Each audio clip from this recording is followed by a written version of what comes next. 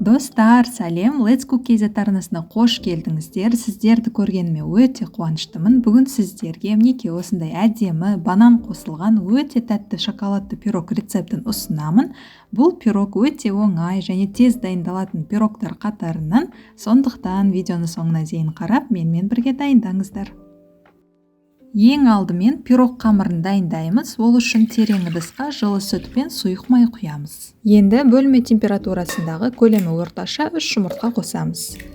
Ештеңе араластырмай бірден қант, алдын ала еленген ұн мен какао және қопсытқыш қосу керек. Ұн мен қопсытқышты қолымызбен бірінші осылайша араластырып алып, кейін қамырды біркелкі болғанша венчикпен араластыруды жалғастырамыз.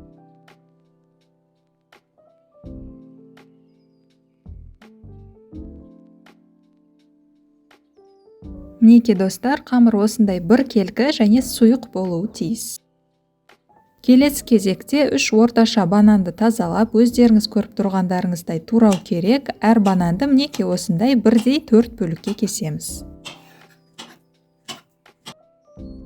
Ал енді пирог пісіретін формаға жақсылап сармай жағамыз.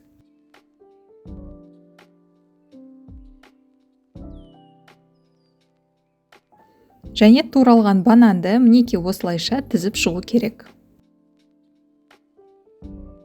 Соңында қамырды бананды құлатып алмас үшін ақырын асықпай құйып шығамыз.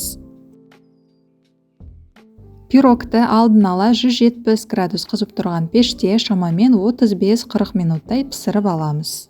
Мінекей достар, пирог дайын, оның үстінен ерітілген шоколад немесе мен секілді қойылтылған сүт құйсаңыздар болады. Қазір пирогты кесіп, қамырын сіздерге көрсетемін.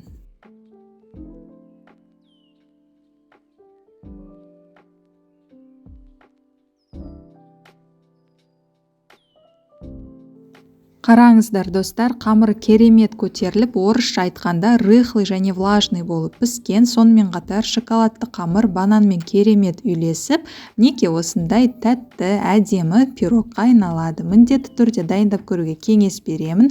Рецепт сіздерге ұнаған болса, лайк басып, дос құрбыларыңызбен бөлісіңіздер. Видеоны қарағандарыңыз үшін көп рахмет. Келесі кездескенше аман сау болайық.